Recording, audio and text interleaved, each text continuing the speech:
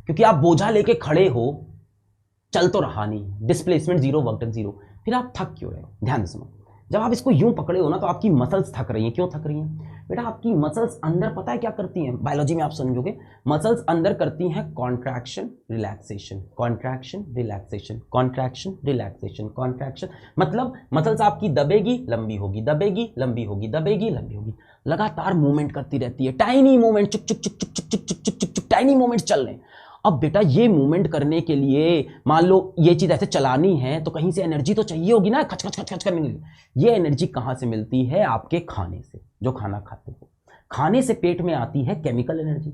अरे खाना केमिकल ही तो है, ब्रेड खाओगे केमिकल है, रोटी खाओगे केमिकल है, दाल पियोगे सब केमिकल ही तो है। वो केमिकल एनर्जी पेट में स्टोर है, वो एनर्जी लगातार आप लेते रहते हो पेट से। आपकी मसल्स को चाहिए, हाथ की मसल्स, पीठ की मसल्स, ऐसे देखो टाइट एकदम, कच कच कच कच कच कच कच कच, तभी तो ऐसे अकड़े हुए आप, कच कच कच। थोड़ी देर बाद मसल्स क्या होती हैं? थक जाती हैं। क्यों? क्योंकि एनर्जी आप खाते जा रहे हो, खाते जा रहे हो। बायोलॉजी और समझाएगी आपको नेक्स्ट ईयर की, और क्यों थकते हो, एनारोबिक प्रोसेस होता है, ऑक्सीजन कमी होती है, अभी इतना नहीं। Simple, the hey is not moving, it's displacement is zero, so work done is zero. फिर भाई थक क्यों रहे हैं? This continuous muscle movements uses up body's stored chemical energy from food we get, this is why person gets tired। क्या होता है बेटा? आपकी आर्म्स, आपके back, shoulders constantly contract and relax करती हैं मसल्स। क्लियर? चलो भाई, तो थकते हैं, ये सच बात है। वर्क की कहानी खत्म हुई। वर्क का formula simple, F into S लगाना है, बहुत सिंपल है। यूनिट उसकी जूल्स है। अगर परपेंडिकुलर है फोर्स और डिस्प्लेसमेंट तो वर्क डन जीरो है, और अगर अपोजिट है तो negative work, minus F into S कर देंगे। अब अगला टॉपिक आता है एनर्जी। एनर्जी क्या है? कि कितना वर्क करके स्टोर कर दिया है, कितना काम करके रख लिया है। Energy is the ability to do work. अगर मेरे पास एक बैग में कुछ एनर्जी है तो मेरे पास जितनी एनर्जी है मैं ज्यादा से ज्यादा उतना ही काम कर पाऊंगा। Energy is the ability to do work. मेरे पास जितनी एनर्जी होगी मैं उतना ही वर्क कर पाऊंगा।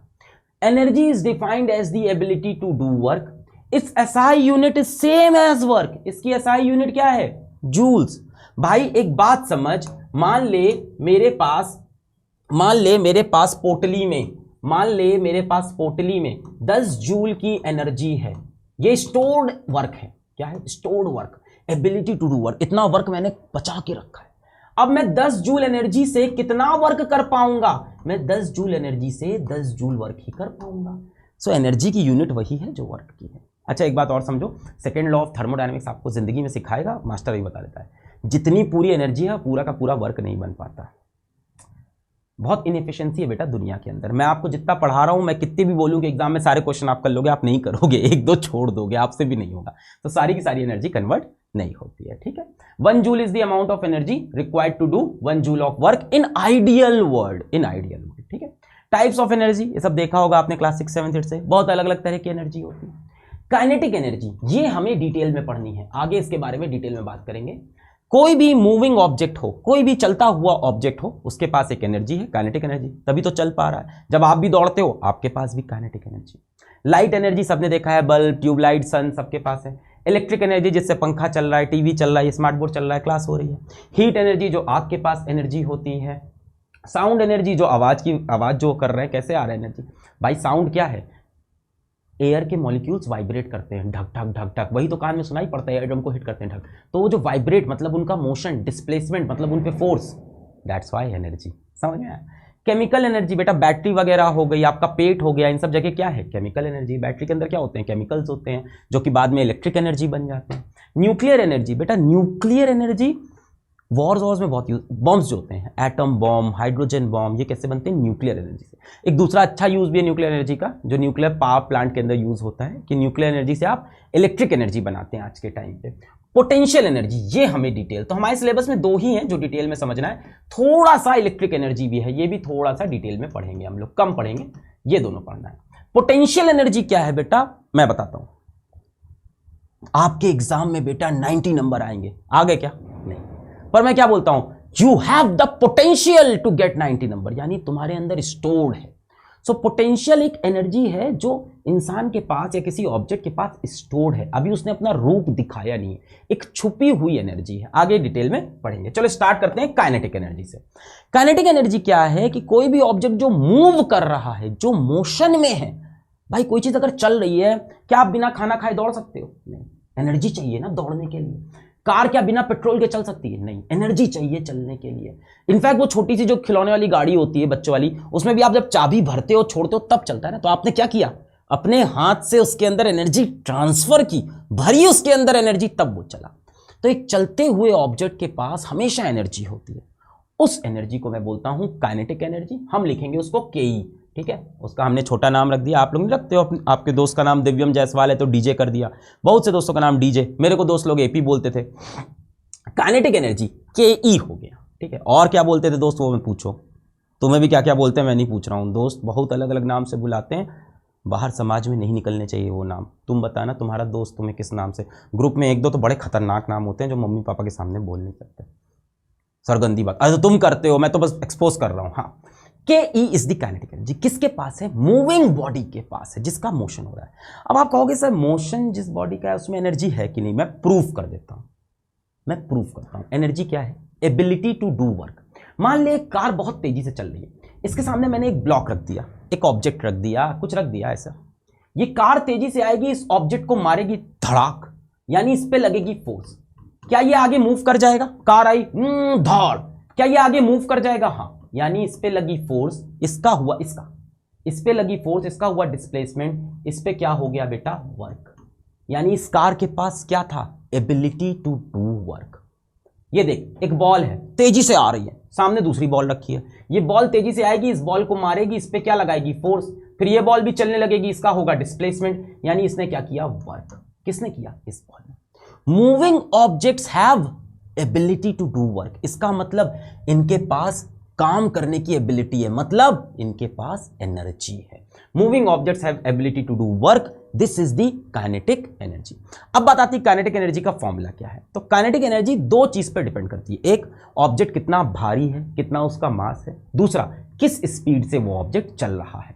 Kinetic energy depends on mass of object, speed of object. मान लो कोई एक ऑब्जेक्ट है, इसका मास m है और ये v स्पीड से या v वेलोसिटी से, जो बोलना हो बोलो, दोनों में दिक्कत नहीं है, दोनों में आराम से, टेंशन नहीं, v स्पीड से या v वेलोसिटी से चल रहा है, तो इसकी जो काइनेटिक एनर्जी है ke, वो होगी half mv square, half mv का स्क्वायर। अब देखो काइनेटिक एनर्जी किस में मेजर होगी? एनर्जी है, एनर्जी हमेशा जूल्स में। कोई भी काइनेटिक एनर्जी हो, पोटेंशियल एनर्जी हो, लाइट एनर्जी हो, इलेक्ट्रिक एनर्जी हो, सब जूल्स में मेजर होती हैं जनरली।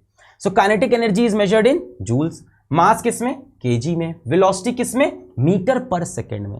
ध्यान रखो, कई बार क्या होता है एग्जाम के अंदर, आपने देखा होगा कि वेलोसिटी किलोमीटर पर आर में दे देती है, तो मैंने कई बार बताया इसको कैसे कन्वर्ट करना होता है, फिर से सीख लो।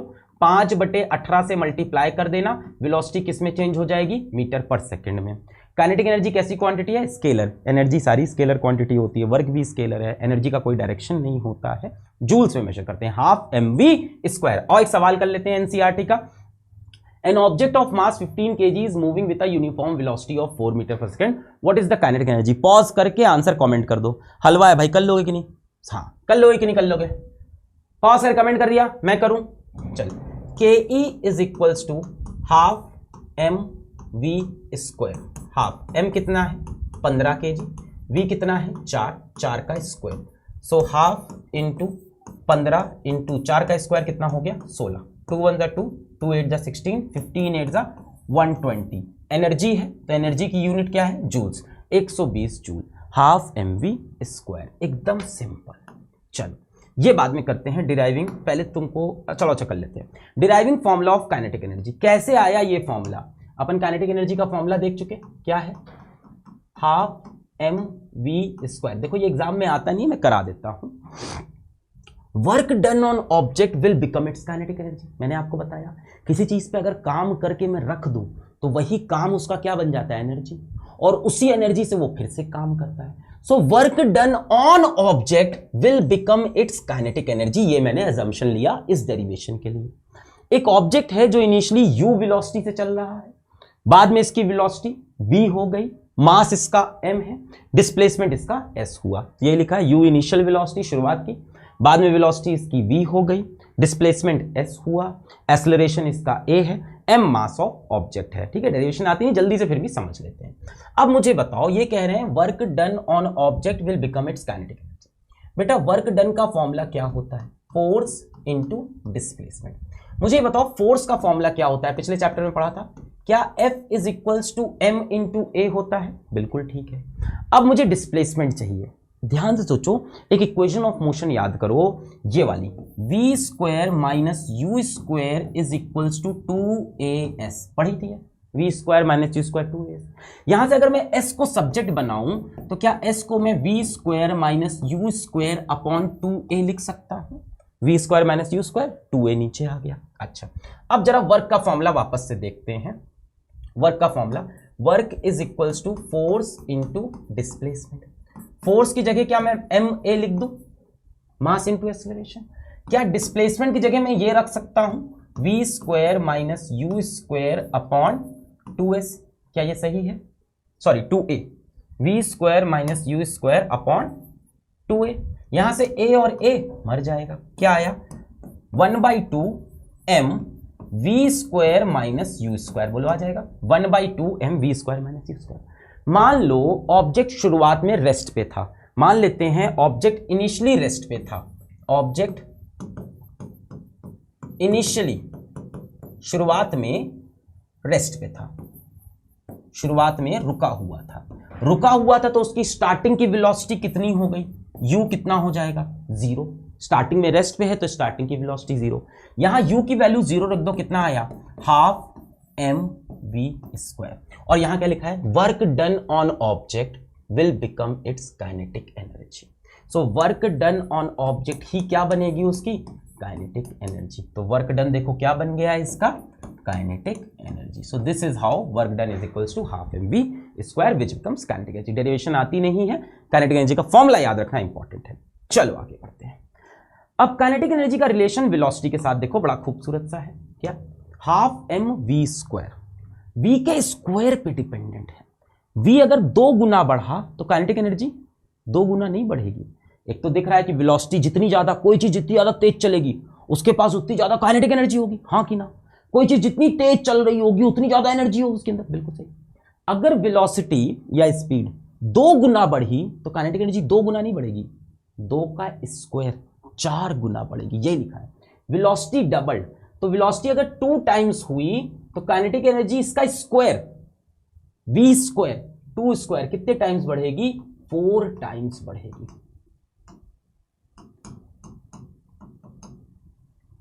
वेलोसिटी ट्रिपल, वेलोसिटी को अगर मैं 3 गुना करूं तो काइनेटिक एनर्जी 3 गुना नहीं होगी, 3 का स्क्वायर कितने गुना हो जाएगी? 3 स्क्वायर कितना? 9 टाइम्स काइनेटिक एनर्जी बढ़ेगी। यानी आप जितने गुना स्पीड को बढ़ाओगे काइनेटिक एनर्जी उसके स्क्वायर टाइम्स बढ़ेगी।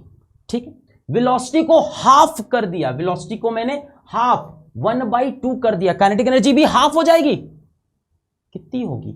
हाफ का स्क्वायर। वेलोसिटी को मैंने हाफ कर दिया, काइनेटिक एनर्जी हाफ नहीं, बहुत ज्यादा कम होगी। हाफ का स्क्वायर कितना? 1/4 टाइम्स हो जाएगी काइनेटिक एनर्जी। क्लियर है? एक कमेंट में बताना, अगर मैंने वेलोसिटी को 4 टाइम्स कर दिया तो काइनेटिक एनर्जी कितने टाइम्स हो जाएगी? कमेंट करके बताइए, पॉज करके। आइए भाई एनसीईआरटी का एक और सवाल ले लेते हैं। क्या है?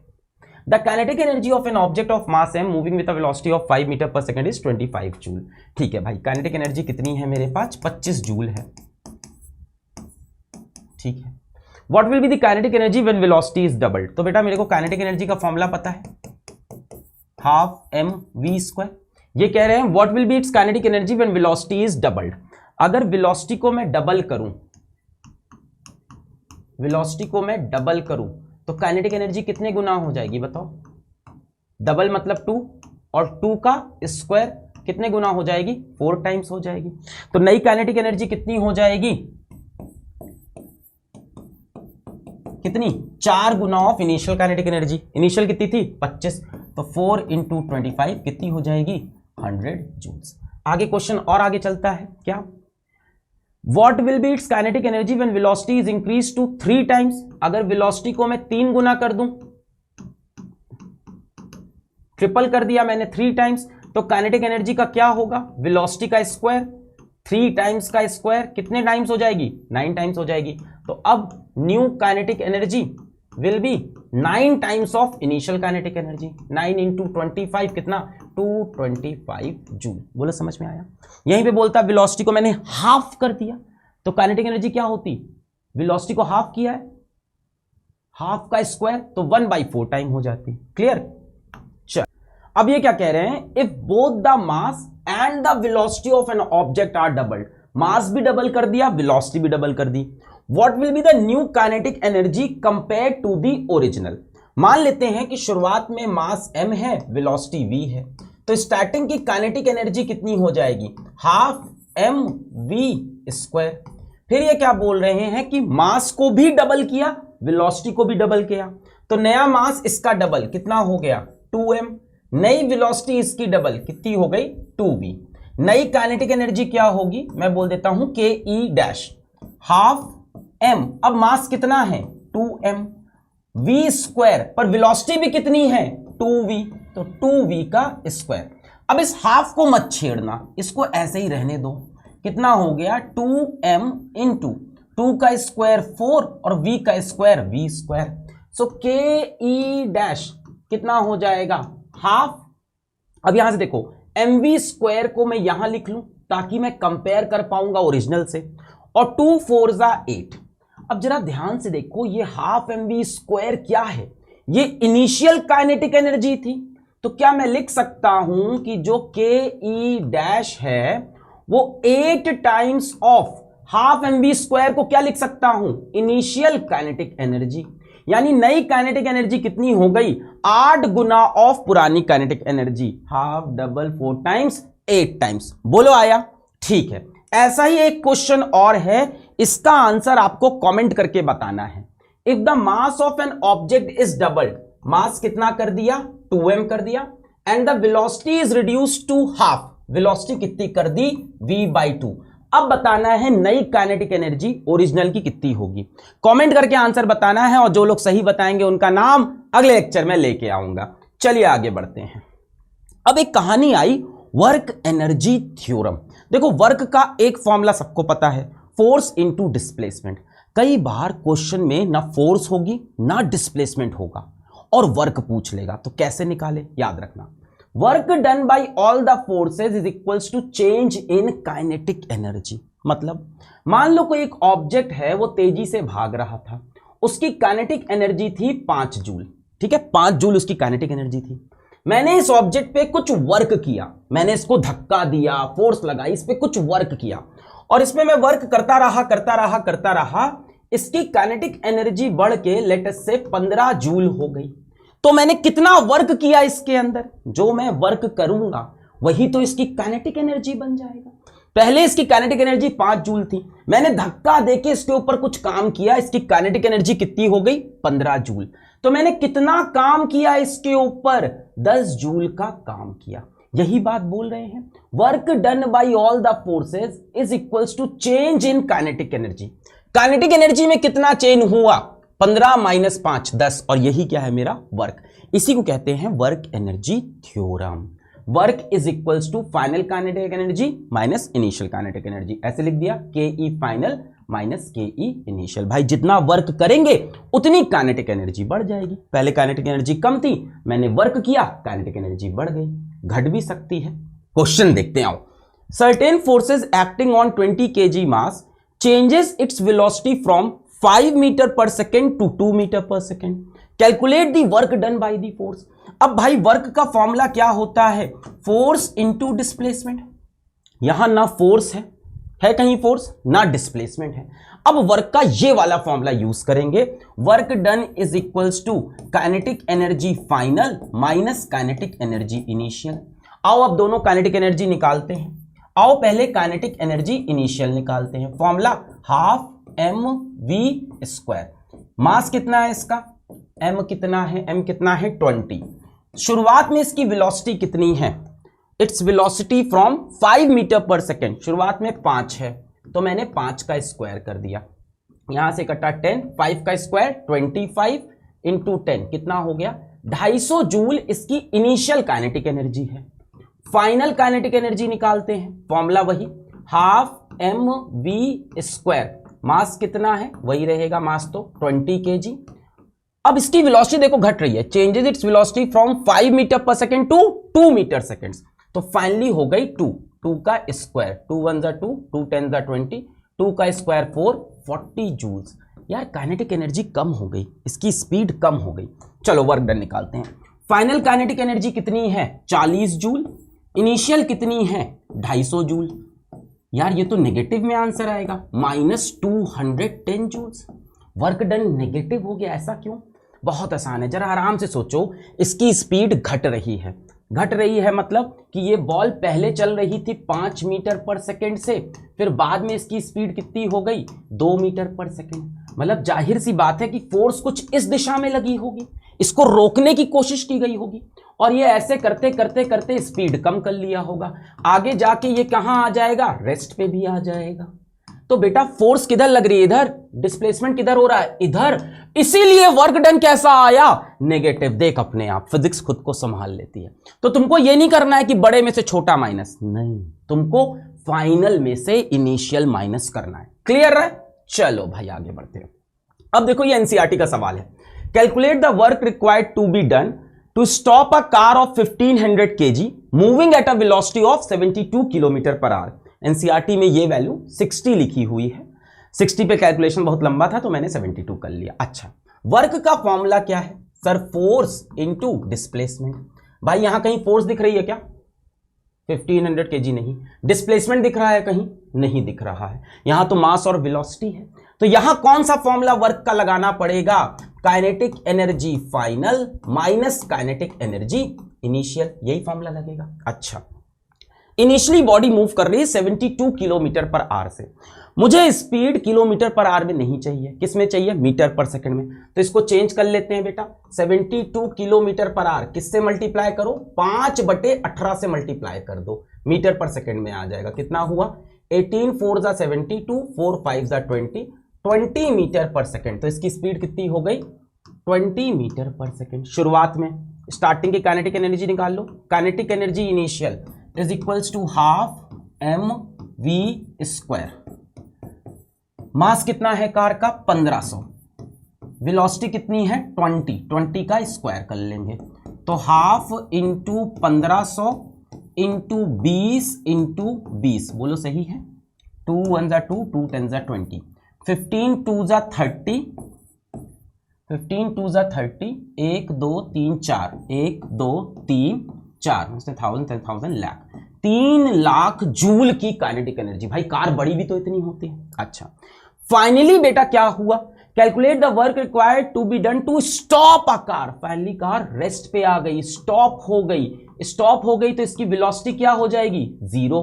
वेलोसिटी 0 हो गई तो फाइनल काइनेटिक एनर्जी भी क्या, 0। हाफ mv² में v की वैल्यू 0 हो गई, रुक गई। और वर्क डन निकाल लेते हैं। फाइनल काइनेटिक एनर्जी कितनी है, 0 है, माइनस इनिशियल कितनी है 3 lakh joules, 3 lakh joules. Answer क्या आया, -3 लाख जूल्स। बोलो सही है, -3 लाख जूल। वर्क डन कैसा आ रहा है, नेगेटिव आ रहा है। क्यों नेगेटिव आ रहा है, वही कहानी है भाई, कार तो स्पीड में चल रही थी, आपको इसे रोकना था। अब इस बार आप नहीं रोकोगे, ब्रेक रोकेगा। तो ब्रेक क्या करता है, पीछे की तरफ फोर्स लगाता है। डिस्प्लेसमेंट अभी भी किधर हो रहा है, आगे की तरफ। तो वर्क डन कैसा आएगा, नेगेटिव। किसी चीज को रोकने का वर्क डन कैसा होता है, नेगेटिव। ब्रेक क्या करता है, पीछे की तरफ फोर्स, कार आगे आगे जा रही है, ब्रेक क्या करता है, पीछे की तरफ फोर्स लगाता है, पर डिस्प्लेसमेंट अभी भी आगे हो रहा है, तो वर्क डन नेगेटिव। तो हमेशा फाइनल में से इनिशियल माइनस करना, ये मत देखना कौन बड़ा है कौन छोटा, इसमें से ये माइनस करोगे आंसर गलत आ जाएगा। हमेशा फाइनल में से इनिशियल। एनसीईआरटी में सेम सवाल है, वैल्यू है 60 किलोमीटर पर आवर। देखो एनसीईआरटी का एक और सवाल आ गया, क्या, N object of mass m is moving with constant velocity v, how much work should be done on the object in order to bring the object to rest। Same सवाल है बेटा, वर्क पूछा है, फॉर्मूला वही लगाना होगा, kinetic energy final minus kinetic energy initial. क्यों, क्योंकि ना फोर्स है ना डिस्प्लेसमेंट है। अब इनिशियल काइनेटिक एनर्जी क्या हो जाएगी इसकी, शुरुआत में v वेलोसिटी से चल रहा है, हाफ mv², यही तो बोला है, moving with a constant velocity v। और लास्ट में क्या हुआ, रेस्ट पे आ गया। रेस्ट पे आ गया तो final velocity zero, velocity zero तो फाइनल काइनेटिक एनर्जी भी जीरो। भाई v की वैल्यू जीरो रख दी। यहां पे final kinetic energy minus initial kinetic energy, same question है बस इस बार वेरिएबल्स हैं, minus half mv²। Work done कैसा आया, नेगेटिव। क्यों नेगेटिव समझ में आ रहा है, क्योंकि टायर क्या करेगी, पीछे की तरफ फोर्स लगाएगी रोकने के लिए, और डिस्प्लेसमेंट किधर हो रहा है, आगे। बोलो समझ में आ गया, बहुत बढ़िया, आगे बढ़ते। नेक्स्ट आ गई दूसरे तरह की एनर्जी, पोटेंशियल एनर्जी। अब देखो बॉडी चल रही है तो उसके पास एनर्जी होगी, ये समझ में आता है। एक रुकी हुई बॉडी के पास भी एनर्जी होती है, पोटेंशियल एनर्जी। हम नहीं बोलते कई बार कि बेटा तुम्हारे अंदर बहुत पोटेंशियल है, तुम लाइफ में कुछ बहुत बड़ा करोगे। साहब अब कर भी दो, कब करोगे मतलब तुम्हारे पास स्टोर्ड पोटेंशियल है, तुम कभी ना कभी उसको यूज करोगे। तो ऐसी एनर्जी जो बॉडी के पास है, उसकी पोजीशन की वजह से उसको बोलते हैं potential energy. Potential energy is the energy possessed by the object due to its position और कॉन्फ़िगरेशन। उसकी पोजीशन की वजह से एक एनर्जी है पोटेंशियल एनर्जी। डिनोट करेंगे पीई से, काइनेटिक एनर्जी के था, ये पीई हो गया। जरा आराम से समझो।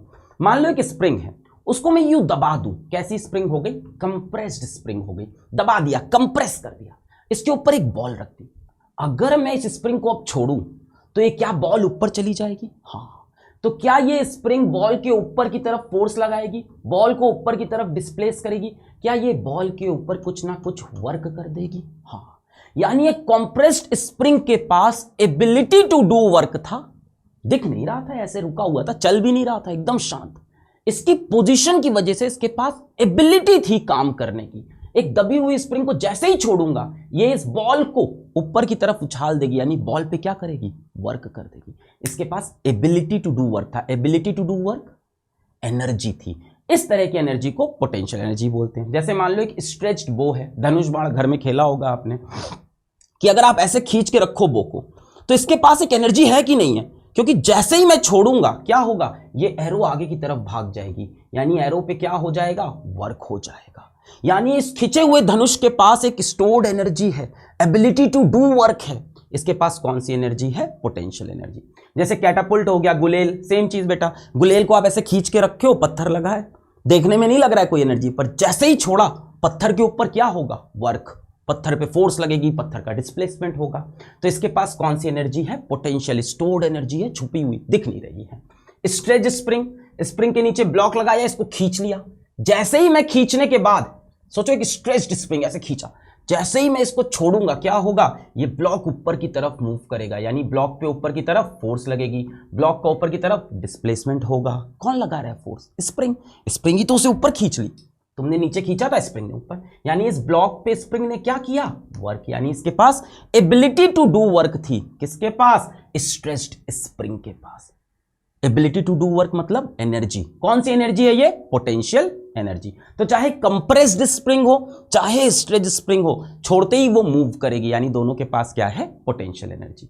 ये भी बेटा स्केलर क्वांटिटी है, सारी एनर्जी स्केलर क्वांटिटी होती हैं और मेजर्ड इन जूल, सारी एनर्जी जूल्स में मेजर होती हैं।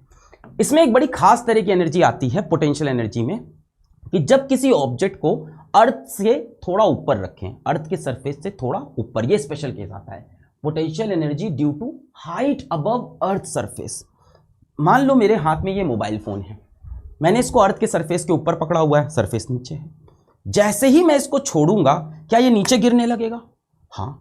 यानी छोड़ते ही ये अपने नीचे वाले पार्टिकल्स को, एयर के पार्टिकल्स होंगे कि नहीं नीचे, उनको वो नीचे पुश करेगा, उनको वो नीचे मूव करेगा, यानी उन पे ये वर्क करेगा। भाई नीचे वाले पार्टिकल्स पे फोर्स लगाएगा, उनका डिस्प्लेसमेंट होगा, यानी उन पे ये वर्क करेगा, यानी इसके पास एबिलिटी टू डू वर्क है, यानी इसके पास एनर्जी है। कौन सी एनर्जी है, potential energy due to height. ये हमारे सिलेबस में, इसको अच्छे से समझना है। अगर कोई ऑब्जेक्ट आप अर्थ के सरफेस से थोड़ा ऊपर पकड़ते हो तो इसके पास क्या रहती है, एक पोटेंशियल एनर्जी रहती है। ये काम कर सकता है, अभी कर नहीं रहा है पर ये कर सकता है। अगर मैं इस ऑब्जेक्ट को यहां से छोड़ूं तो सोचो इसके नीचे छोटे छोटे एयर के जो पार्टिकल्स हैं, जैसे ये नीचे आएगा, इन पार्टिकल्स पे नीचे की तरफ फोर्स लगाएगा, ये पार्टिकल्स का नीचे की तरफ डिस्प्लेसमेंट होगा, यानी इन पार्टिकल्स पे ये वर्क करेगा। यानी इस ऑब्जेक्ट के पास एबिलिटी टू डू वर्क है, ये काम कर सकता है, यानी स्टोर्ड एनर्जी है पोटेंशियल एनर्जी। तो अगर कोई ऑब्जेक्ट अर्थ के सरफेस के ऊपर h हाइट पे रखा है तो उसके पास ग्रेविटेशनल पोटेंशियल एनर्जी होती है, जिसको हम सिंपली बोलते हैं mgh। वैसे ये फॉर्मूला पूरी तरह से करेक्ट नहीं है, पर आपके क्लास 10th के सिलेबस के हिसाब से सही है। mgh, m क्या है? इस ऑब्जेक्ट का मास है, g क्या है? एक्सेलरेशन ड्यू टू ग्रेविटी है, h क्या है? हाइट अबव अर्थ सरफेस है। m is mass of object, किसमें मेजर करो? kg में। g acceleration due to gravity 9.8 meter per second square, या जो एग्जाम में दिया हो, कई बार 10 भी दे देता है। h है हाइट अबव अर्थ सरफेस, किसमें लेनी है? मीटर में। और पोटेंशियल एनर्जी किसमें आ जाएगी? जूल्स में। आइए एक सवाल करते हैं एनसीईआरटी का। Find the energy possessed by an object of mass 10 kg when it is at a height of 6 meter above the ground. ये क्या बोला है हमसे? Find the energy. अब जब कोई चीज हाइट पे रखी है तो उसके पास कौन सी एनर्जी होती है? Potential energy. तो मैं खटाक से समझ गया कि यहां पोटेंशियल एनर्जी की बात है। कभी भी बोल दे an object is placed at a height of 10 meter, at a height of 20 meter, एक तो रुका हुआ है। An object energy possessed by an object of mass when it is at a height of above the ground, रुका हुआ है, चल तो रहा नहीं है, तो काइनेटिक एनर्जी तो नहीं है, तो पोटेंशियल एनर्जी होती है। फॉर्मूला क्या लगाना है? mgh। मास कितना दे रखा है? 10 kg, g की वैल्यू 9.8 और हाइट कितनी दे रखी है? 6 मीटर। तो ये दशमलव हटेगा, ये 0 कटा, 6 8 दा 48, 6 9 दा 54 और 4 588 जूल्स। बोलो क्लियर है? सीधा mgh। h क्या है? Height above earth surface. Next question देखो, एक और एनसीईआरटी का सवाल। N object of mass 12 kg is at a certain height above the ground. किसी एक हाइट पे ये ऑब्जेक्ट रखा हुआ है, ठीक है। If the potential energy of the object is 480 joules, find the height at which the object is with respect to the ground. हमसे h की वैल्यू पूछ ली। Simple formula base, potential energy is equals to mgh। Potential energy कितनी है? 480। मास कितना दे रखा है? 12 kg। g की वैल्यू इन्होंने खुद से कहा है कितनी लो? 10 ले लो। h की वैल्यू कितनी है? वही तो निकालनी है भाई। तो यहां से h is equals to 480 upon 12 into 10। अंडे से अंडे कट गया, 12 4 सा 48। कितनी हो गई हाइट? 4 मीटर। ऑप्शन मिल गया डी, 4। तो सिंपल फॉर्मूला बेस्ड सवाल था। आगे बढ़ते हैं। Deriving formula of potential energy. कैसे ये फॉर्मूला आया? Potential energy is equals to mgh। मान लो कोई ऑब्जेक्ट अर्थ के सरफेस पे रखा हुआ है। मान लो ये मेरा मोबाइल फोन है, ये अर्थ के सरफेस पे रखा हुआ है। अगर मैं इसको पकड़ के खींच के ऊपर लेके आऊं तो क्या मैं ग्रेविटी के खिलाफ काम कर रहा हूं? हाँ, देख ग्रेविटी इसको ऊपर आने नहीं दे रही थी। ये फोन अगर जमीन पे रखा है तो ग्रेविटी इसे नीचे खींच रही थी, ऊपर आने नहीं दे रही थी। मैं इसको पकड़ के ग्रेविटी के खिलाफ काम करके ऊपर लेके आया, यानी इसके ऊपर जो मैंने काम किया वही स्टोर हो गया इसकी पोटेंशियल एनर्जी बन के। जैसे काइनेटिक एनर्जी में बताया था कि जितना काम किया वही काइनेटिक एनर्जी बना, वैसे यहां पे कोई चीज मान लो अर्थ पे रखी है, कोई भारी सा सामान है, अगर मैं उसको उठा के, ये कुर्सी है, देखिए कुर्सी है, अगर मैं इसको उठा के ऊपर लाऊं तो मुझे मेहनत करनी पड़ रही है क्योंकि मैं ग्रेविटी के खिलाफ काम कर रहा हूं। अब जब मैं इसको ऊपर लेके आया तो मैंने इसके ऊपर कुछ वर्क किया, जो मैंने इसके ऊपर वर्क किया वो स्टोर हो गया इसकी पोटेंशियल एनर्जी बन के। सो work done on object will become it's potential energy. ठीक है, ये ऑब्जेक्ट बेटा ग्राउंड पे है, मुझे खींच के ऊपर ले जाना है तो मुझे ऊपर की तरफ कुछ फोर्स लगानी होगी। सवाल ये उठता है कितनी फोर्स लगाऊं मैं? अच्छा, इसे अर्थ किस फोर्स से खींच रही होगी? अर्थ खींच रही होगी इसके वेट की वजह से, ग्रेविटेशनल फोर्स। वेट कितना होता है? m इंटू जी। अगर इसका मास मैं मान लूं थोड़ी देर के लिए कि इसका मास m है तो अर्थ इसे नीचे खींच रही होगी mg से। अगर मुझे ऊपर उठाना है तो कम से कम mg फोर्स तो लगानी पड़ेगी। एक्चुअली इससे थोड़ी सी ज्यादा लगाते हैं, 0.000000001 भी लगा दिया तो उठ जाएगा, तो नियरली mg की फोर्स लगा दी। मुझे पता है उस पर बैलेंस होता है, एक्चुअली इससे थोड़ी सी ज्यादा 0.0000001, तो फिजिक्स में नियरली सेम मान लेते हैं। इतनी फोर्स में लगाऊंगा और कितना ऊपर लेके जाऊंगा? h, यानी फोर्स कितनी हो गई? mg, ये मैंने लगाई। डिस्प्लेसमेंट कितना हुआ? h। क्या डिस्प्लेसमेंट और फोर्स सेम डायरेक्शन में है? यस। अब वर्क मैं कितना करूंगा? मैंने कितना वर्क किया? Force into displacement. क्या आ गया? mgh। तो जो मैंने ऑब्जेक्ट पे वर्क किया, मैंने उठाया, ग्रेविटी उसे नीचे खींच रही थी, मैंने कहा दे मुझे,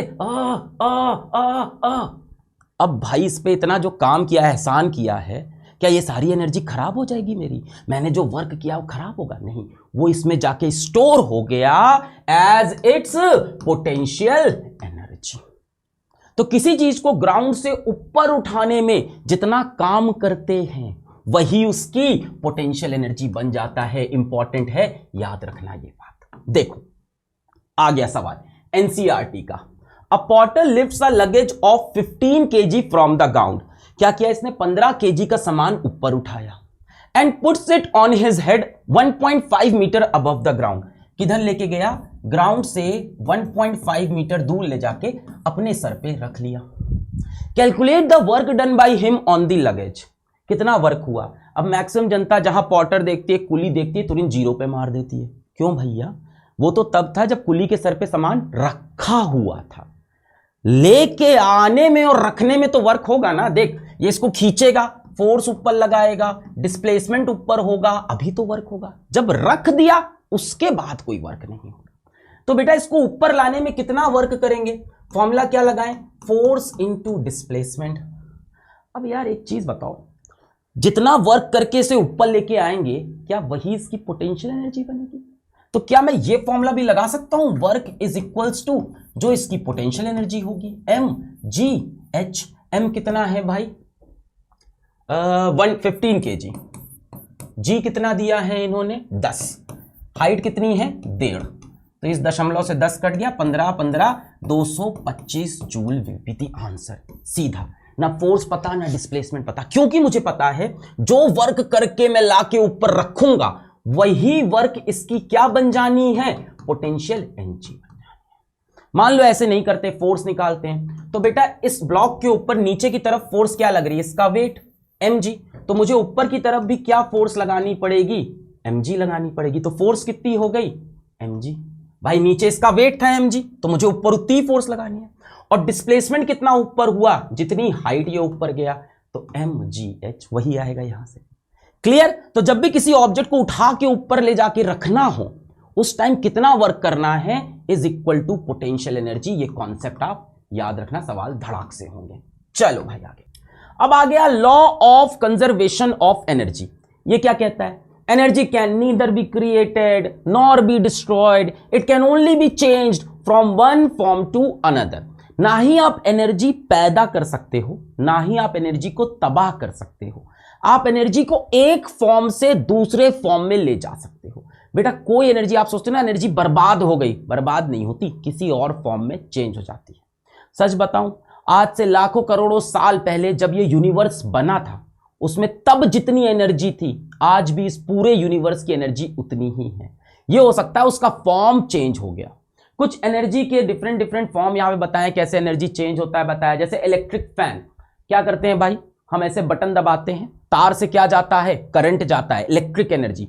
पंखा घूमने लगा, घूम रहा है मतलब मोशन, कौन सी एनर्जी? Kinetic energy. तो electric energy change to kinetic energy. जैसे ले लेते हैं हम इलेक्ट्रिक हीटर का एग्जांपल, हमने स्विच ऑन किया, तार से क्या गया? Current, electric current, electric energy. फिर हीटर क्या दे रहा है? हीट। तो इलेक्ट्रिक एनर्जी किस में चेंज हो गई? हीट एनर्जी में हो गई। तो डिफरेंट एग्जांपल्स है, एक बार आप इसको पढ़ लीजिएगा। एक टॉर्च का एग्जांपल इंपॉर्टेंट है। टॉर्च के अंदर क्या होती है? बैटरी होती है। बैटरी के अंदर क्या होते हैं? केमिकल्स होते हैं। वो केमिकल एनर्जी किस में चेंज होती है? इलेक्ट्रिकल एनर्जी में।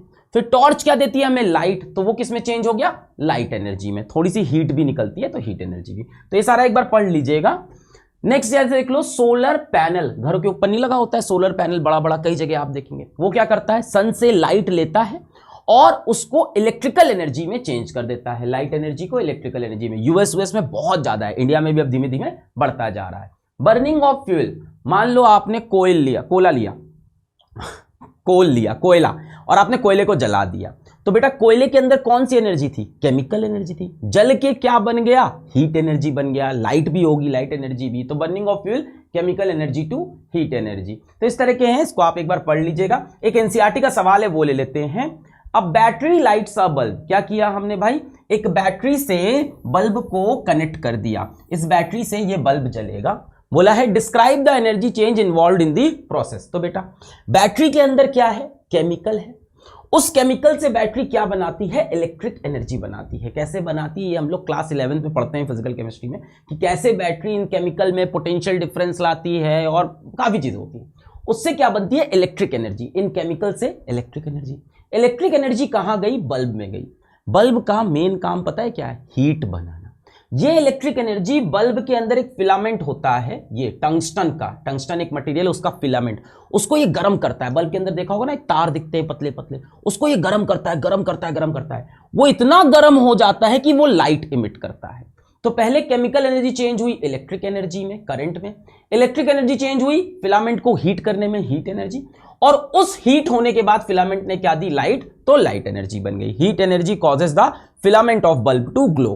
ठीक है, चलो भाई, conservation of kinetic energy plus potential energy for freely falling object. Very important concept, यहां से सवाल आते हैं। अब जरा समझते हैं। मान लो ये एक ऑब्जेक्ट है, फिर से मोबाइल फोन ले लेता हूं, ये एक ऑब्जेक्ट है, यहां पे मैंने इसको पकड़ रखा है। क्या ये ग्राउंड के ऊपर है, बिल्कुल। इसके पास कौन सी एनर्जी है, रुका हुआ है, काइनेटिक एनर्जी तो है नहीं, कौन सी है, पोटेंशियल एनर्जी है। अगर मैं इसको छोड़ दूं तो इसकी हाइट कम होती जाएगी, हाइट कम हो रही है तो पोटेंशियल एनर्जी कम हो रही है। पर ध्यान से देखो इसकी स्पीड बढ़ती जाती है। अरे बाप रे, जाता आज। ध्यान से देखो इसकी स्पीड क्या हो रही है, नीचे जाते वक्त स्पीड क्या होती है, बढ़ती जाती है, बढ़ती जाती है। धीमे धीमे हाइट कम होती जाएगी, यानी पोटेंशियल एनर्जी कम होती जाएगी। स्पीड बढ़ती जाती है जब नीचे गिरता है, तो काइनेटिक एनर्जी बढ़ती जाती है। तो जब एक बॉल को मैंने यहां पे देखा, एकदम हाईएस्ट पॉइंट पे आप यहां पे देखो, बॉल को मैं यहां से ड्रॉप करूंगा, क्या करूंगा, ड्रॉप करूंगा। ड्रॉप करूंगा मतलब अभी ये रेस्ट पे है, तो इसकी वेलोसिटी कितनी है, 0 है। तो यहां पे इसकी काइनेटिक एनर्जी कितनी है, 0 है। हाइट काफी ज्यादा है, तो यहां पे इसके पास पोटेंशियल एनर्जी होगी mgh। ठीक है, मैंने छोड़ दिया, छोड़ दिया, छोड़ दिया। और यहां वाला पॉइंट देखते हैं, लास्ट पॉइंट सी को देखते हैं। जब बॉल एकदम छूने वाली है ग्राउंड को, इस टाइम पे इसकी हाइट कितनी है, नियरली मान लेते हैं हाइट लगभग लगभग करीब करीब 0 हो गई, 0 नहीं, करीब करीब 0 हो गई है। तो इस टाइम पे इसकी पोटेंशियल एनर्जी mgh, क्या ये 0 होगी, बिल्कुल होगी। पर जब बॉल एकदम ग्राउंड के पास होती है, उसकी स्पीड बहुत बढ़ जाती है। बॉल देखो यहां से छोड़ा, स्पीड लगातार, ये इसको मैं छोड़ू और यहां पे पकड़ लूं तो इतनी स्पीड नहीं है, पर इसको मैं नीचे पकड़ता हूं तो कस के लगता है। क्यों, जैसे जैसे नीचे आ रहा है स्पीड बढ़ती जा रही, बढ़ती जा रही। तो यहां पे बॉल की स्पीड मैक्सिमम होगी, यानी यहां आते आते बॉल की काइनेटिक एनर्जी कैसी हो जाएगी, मैक्सिमम हो जाएगी। तो ऊपर वाले पॉइंट पे, टॉप पॉइंट पे बॉल के पास क्या है, सिर्फ और सिर्फ पोटेंशियल एनर्जी, काइनेटिक एनर्जी नहीं है। आपने बॉल को पकड़ रखा है, चल ही नहीं रहा है, सिर्फ पोटेंशियल एनर्जी। छोड़ा, नीचे आते आते इसकी पोटेंशियल एनर्जी कम हो रही है। क्यों, क्योंकि हाइट कम होती जा रही, हाइट कम होती जा रही, पोटेंशियल एनर्जी कम होती जा रही, कम होती जा रही। ये कहां जा रही, पोटेंशियल एनर्जी चेंज हो रही है इसकी काइनेटिक एनर्जी में, धीमे धीमे इसकी स्पीड बढ़ती जा रही है। जैसे जैसे आप नीचे आओगे क्या होगा बेटा, हाइट जो है वो क्या कर रही है, डिक्रीज करेगी, हाइट डिक्रीज करेगी। हाइट डिक्रीज करेगी तो पोटेंशियल एनर्जी भी क्या करेगी, डिक्रीज करेगी। इसकी स्पीड या वेलोसिटी क्या करेगी, इंक्रीज करेगी। और वेलोसिटी इंक्रीज करेगी तो इसकी काइनेटिक एनर्जी भी क्या करेगी, इंक्रीज करेगी। तो जैसे जैसे बॉल नीचे गिरती जाती है, इसकी हाइट कम होती जाती है, हाइट कम होती जाती, देखो नीचे आई, अब हाइट क्या हो गई, आधी हो गई, पोटेंशियल एनर्जी कम। पर ये पोटेंशियल एनर्जी कहां गई, इसकी काइनेटिक एनर्जी बन गई। यहां इसकी वेलोसिटी मान लो, यहां पे इसकी वेलोसिटी लेटस से 0 थी, यहां पहुंचते पहुंचते इसकी velocity let's say 5 meter per second हो गई, और नीचे पहुंचा इसकी velocity let's say 10 metre per second हो गई। तो लगातार इसकी स्पीड बढ़ती जा रही है, पोटेंशियल एनर्जी कम हो रही है, काइनेटिक एनर्जी बढ़ती जा रही है। तो यही बात यहां पे समझाई गई है, इसी चीज को यहां पे समझाया गया है। देखिए जरा, सबसे पहले eight highest point A potential energy कितनी होगी, mgh, h हाइट पे है भाई, ठीक है। Kinetic energy 0 since velocity is 0। Total mechanical energy, mechanical energy क्या होता है बेटा, काइनेटिक एनर्जी और पोटेंशियल एनर्जी दोनों को मैकेनिकल एनर्जी बोलते हैं। me stands for mechanical energy. अगर कोई आपसे कोई पूछे मैकेनिकल एनर्जी क्या होती है, तो काइनेटिक एनर्जी को भी मैकेनिकल एनर्जी बोल सकते हैं और पोटेंशियल एनर्जी को भी मैकेनिकल एनर्जी बोल सकते हैं। तो यही बात यहां पे बताई है। Total mechanical energy, total mechanical energy मतलब काइनेटिक और पोटेंशियल को जोड़ दो, कितनी आ रही, mgh। Eight any point during the fall b, मैंने कोई बीच का पॉइंट ले लिया, हाइट कम हो चुकी है तो क्या होगा, पोटेंशियल एनर्जी डिक्रीजेस, गिरते गिरते हाइट कम होती जा रही, पोटेंशियल एनर्जी डिक्रीज कर रही क्योंकि हाइट डिक्रीज कर रही। काइनेटिक एनर्जी इंक्रीजेस, गिरते गिरते इसकी स्पीड बढ़ती जाएगी। क्यों? क्योंकि ग्रेविटी से खींच रही होगी। इसके ऊपर acceleration due to gravity, acceleration का मतलब चेंज इन वेलोसिटी, इसकी वेलोसिटी बढ़ती जाएगी बढ़ती जाएगी। यहां स्पीड इसकी बढ़ गई, स्पीड बढ़ गई तो काइनेटिक एनर्जी बन गई। पर टोटल मैकेनिकल एनर्जी, अगर मैं काइनेटिक एनर्जी और पोटेंशियल एनर्जी को जोड़ूं तो अभी भी कितनी होगी? mgh। क्यों? क्योंकि शुरुआत में कितनी थी? mgh। शुरुआत में अगर 100 जूल है तो यहां पे भी जब जोड़ेंगे तो 100 जूल होगा। लास्ट में एकदम नीचे आ गए, just before hitting the ground, ground को हिट करने के जस्ट पहले। क्यों? क्योंकि हिट करते ही जैसे हिट करेगी ना तब तो हीट एनर्जी बनती है, आवाज आती है, साउंड एनर्जी बनती है, तब तो फिर एनर्जी खराब हो जाती, मतलब खराब मतलब दूसरे फॉर्म में। Just before hitting the ground, height क्या हो गई? नियरली जीरो, है ना, करीब करीब जीरो, तो potential energy zero. Kinetic energy क्या हो जाएगी इस टाइम पे? मैक्सिमम। टोटल मैकेनिकल एनर्जी अभी भी कितनी होगी? जितनी स्टार्टिंग में थी। तो energy remains conserve during a free fall. इसमें एक कंडीशन है कि यहां पे एयर रेजिस्टेंस ना हो, आसपास हवा ना हो, वैक्यूम के अंदर ये बात सही होगी, वरना हवा भी कुछ एनर्जी खा जाएगी। हवा भी क्या, एयर रेजिस्टेंस भी कुछ एनर्जी ले जाएगा। तब भी बेटा एनर्जी कंजर्वेशन तब भी ठीक होगा, बस तब हम ये नहीं बोल सकते कि मैकेनिकल एनर्जी कंजर्व्ड है, तब हम ये नहीं बोल सकते कि काइनेटिक और पोटेंशियल एनर्जी कंजर्व्ड है, तब उसके साथ एक और आ जाएगा एयर फ्रिक्शन एनर्जी, सबको मिला के। तो ये पूरा एक्सपेरिमेंट किसमें माना जाता है? कहां पे हुआ है? वैक्यूम के अंदर हुआ है। ठीक है, और एक क्वेश्चन करते हैं, उससे एक क्लियर होगा। ठीक है, सवाल करेंगे तो क्लियर होगा। पहले ये देख लो, एक थ्योरी क्वेश्चन है, the potential energy of a freely falling object decreases progressively. सही बात है, एक फ्री फॉल मतलब अर्थ की ग्रेविटी में गिरता हुआ ऑब्जेक्ट, उसकी पोटेंशियल एनर्जी डिक्रीज करेगी। बिल्कुल, पहले हाइट ज्यादा है, धीमे धीमे हाइट कम हुई, फिर और कम हुई। Does this violate the law of conservation of energy? क्या ये कंजर्वेशन ऑफ एनर्जी का जो लॉ है उसके खिलाफ है ये स्टेटमेंट? क्या उसके अगेंस्ट है? ये वायलेट कर रहा है उसको? वायलेट मतलब उसको तोड़ रहा है? नहीं, जो पोटेंशियल एनर्जी घट रही है वो काइनेटिक एनर्जी बढ़ती जा रही है। यहां पे क्या था? पोटेंशियल एनर्जी बहुत ज्यादा थी, मैक्सिमम थी, यहां पे आके क्या हुआ? काइनेटिक एनर्जी मैक्सिमम हो गई। बीच में क्या था? पोटेंशियल एनर्जी भी है और काइनेटिक एनर्जी भी। तो पोटेंशियल एनर्जी घटती जाएगी, काइनेटिक एनर्जी बढ़ती जाएगी, यही सारी चीजें लिखी हुई हैं, यही लिखा है। Then its potential energy changes into kinetic energy. A decrease in the potential energy is equal to an increase in the kinetic energy. ठीक है, तो law of conservation of energy violate नहीं हुआ। नेक्स्ट, एक और एनसीईआरटी का सवाल, a freely falling object eventually stops on reaching the ground. ये ऑब्जेक्ट है, जैसे ही ग्राउंड पे पहुंचेगा तब तो रुक ही जाएगा, ये रुक गया। हाँ, what happened to its kinetic energy? कहां गई इसकी काइनेटिक एनर्जी? कहां गई इसकी पोटेंशियल एनर्जी? कहां गई इसकी मैकेनिकल एनर्जी? जब ये ग्राउंड आके जमीन को हिट करता है तो क्या होता है? ठप आवाज आती है, तो किसमें चेंज हुई? Sound energy. जिस जगह पे जाके हिट करेगा वहां पे क्या होता है? थोड़ा गर्म हो जाता है, तो क्या बन गई? हीट एनर्जी बन गई। और एक और एनर्जी इन्होंने यहां पे लिखी है, डिफॉर्मेशन एनर्जी। मतलब जब ये जाके पड़ेगा, मान लो सॉफ्ट होता थोड़ा, तो थोड़ा सा इसका शेप तो चेंज होता। एक्चुअली माइक्रोस्कोप लेके देखोगे तो थोड़ा सा सरफेस का शेप थोड़ा सा माइक्रोस्कोप से थोड़ा तो चेंज हुआ होगा। तो किसमें चला गया? डिफॉर्मेशन एनर्जी, हीट एनर्जी और साउंड एनर्जी। तो ये भी law of conservation of energy के साथ है, खिलाफ नहीं है। जैसे आप बोलते हो सर देखो ये तो मुझे समझ में आ रहा है, पोटेंशियल से काइनेटिक में चेंज हो रही है, चेंज हो रही है, चेंज हो रही है, धप एनर्जी जीरो। जीरो नहीं हुई यार, चेंज हो गई, आवाज नहीं आई, धप साउंड एनर्जी। यहां गर्म हो गया, हीट एनर्जी, थोड़ा सा डिफॉर्म हो गया, डिफॉर्मेशन एनर्जी। चलिए अब सवाल देखते हैं, आइए क्या सवाल है। A 5 kg ball is drop from height of 10 meter. यहां से 5 kg बॉल को मैंने नीचे गिरा दिया। Find the initial potential energy of the ball. पहला पॉइंट, इनिशियल पोटेंशियल एनर्जी मुझे निकालनी है। ठीक है, तो शुरुआत में किस पॉइंट पे है? वो ए पॉइंट पे है। तो ए पॉइंट की अगर मैं बात करूं तो पोटेंशियल एनर्जी कितनी होगी? mgh। मास कितना है इसका? 5 kg। g की वैल्यू लिखा है 10 ले लो, h कितना है? 10। 5 इंटू 10 इंटू 10 कितना हो गया? 500 जूल्स की पोटेंशियल एनर्जी है। यहां पे इसके पास पोटेंशियल एनर्जी कितनी है बेटा जी? 500 जूल है। काइनेटिक एनर्जी कितनी होगी? जरा क्वेश्चन फिर से पढ़ो। A ball is dropped.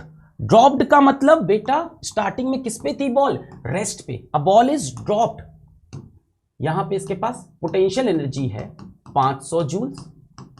Kinetic energy कितनी होगी? जीरो। क्यों? क्योंकि यहां पे इसकी वेलोसिटी जीरो है, ड्रॉप किया है। ठीक है, find the kinetic energy just before it reaches the ground. इस पॉइंट पे just before it reaches the ground, यहां पे काइनेटिक एनर्जी निकालनी है मुझे। पॉइंट बी, मुझे लास्ट में काइनेटिक एनर्जी निकालनी है। यहां पे मुझसे पूछ रहा है कितनी काइनेटिक एनर्जी होगी। काइनेटिक एनर्जी का फॉर्मूला लगाएं, हाफ mv²। बेटा मास तो मुझे पता है, क्या मैं इसकी वेलोसिटी कैलकुलेट करूं? बड़ा लंबा हो जाएगा, वो भी एक तरीका है, वेलोसिटी भी निकाल सकते हैं क्योंकि हाइट पता है मेरे को, इनिशियल वेलोसिटी पता है, v is equals to U plus v square is equals to U square plus 2as से मैं इसकी वेलोसिटी निकालूं। ऐसे भी करते हैं कई लोग। भाई देख इसकी इनिशियल वेलोसिटी, इसको u मान लूं मैं, इनिशियल वेलोसिटी कितनी है? 0 हो गई। इसको देख मैं u लिख सकता हूं ना, इनिशियल वेलोसिटी 0 हो गई। मुझे फाइनल वेलोसिटी चाहिए, मेरे को s पता है, तो वैसे वेलोसिटी निकाल काइनेटिक एनर्जी नहीं। सिंपल सुन, अब मैं क्या बोलूंगा, मैं 2 पॉइंट लेता हूं, एक पॉइंट A एक पॉइंट B। मैं बोलूंगा जो टोटल मैकेनिकल एनर्जी है, जो टोटल मैकेनिकल एनर्जी है वो जितनी A पॉइंट की होगी उतनी ही B पॉइंट की होगी। Law of conservation of energy, जितनी टोटल मैकेनिकल एनर्जी यहां उतनी यहां होगी। ध्यान से देख लो, यानी A पे अगर मैं potential energy plus kinetic energy करूं तो it will be equal to B की potential energy plus kinetic energy. हाँ या ना? बिल्कुल हाँ। A पे पोटेंशियल एनर्जी कितनी है? 500 जूल्स है, ठीक है। काइनेटिक एनर्जी कितनी है? A पे 0 है, कोई वेलोसिटी नहीं। B पे मैं आता हूं, यहां पे बेटा एक बात बताओ, पोटेंशियल एनर्जी कितनी होगी? Just before hitting the ground, height करीब करीब 0, तो पोटेंशियल एनर्जी mgh कितनी? 0।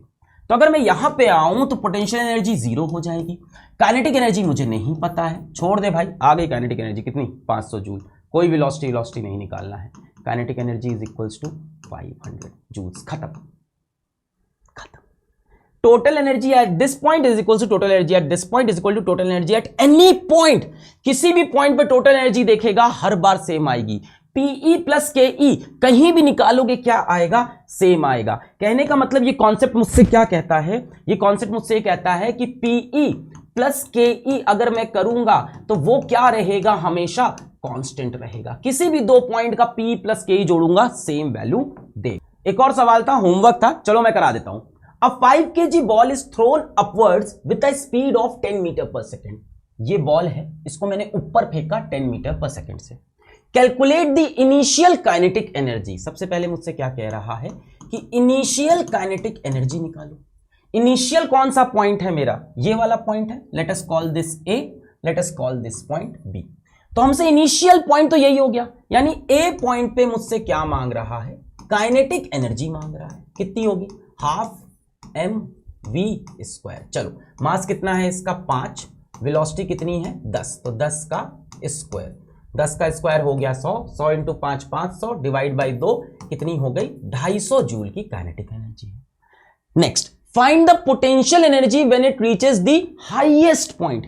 क्या ये इसका हाईएस्ट पॉइंट होगा? पॉइंट बी की बात कर रहा है, वहां पे क्या मांग रहा है? Potential energy.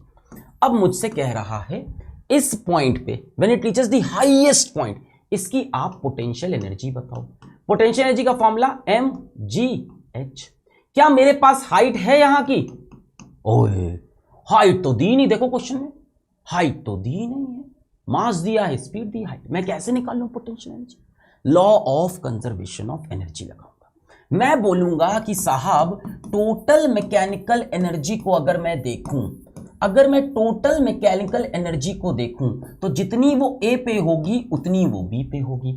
अगर A की potential energy plus kinetic energy कर दूं तो क्या B की भी potential energy plus kinetic energy आएगी? बिल्कुल आएगी। चलो A की बात करते हैं।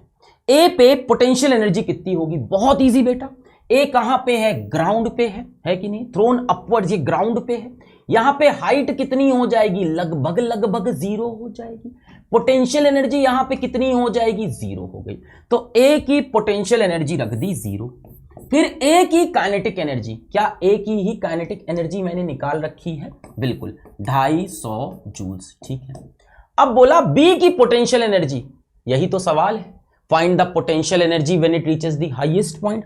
तो B की पोटेंशियल एनर्जी मुझे निकालनी है। B की काइनेटिक एनर्जी। अब मुझे एक बात बताओ, अगर ये हाईएस्ट पॉइंट है तो क्या बॉल यहां जाके रुक जाएगी? बिल्कुल। ये देखो, इसको फेंका, एक हाईएस्ट पॉइंट पे जाके क्या हुआ? ये रुक गया।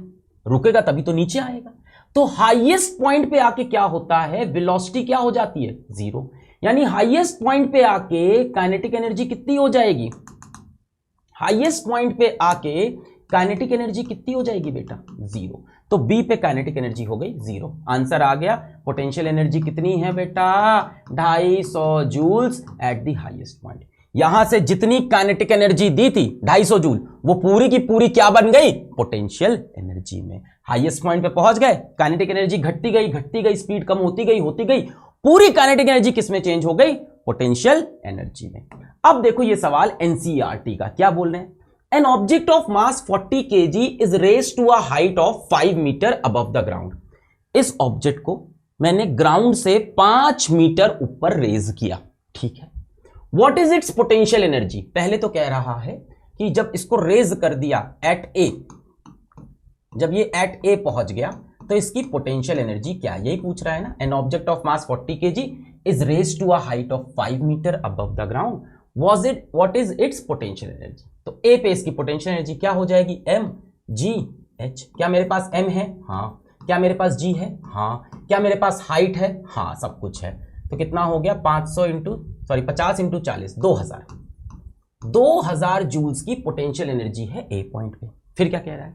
If the object is allowed to fall, find its kinetic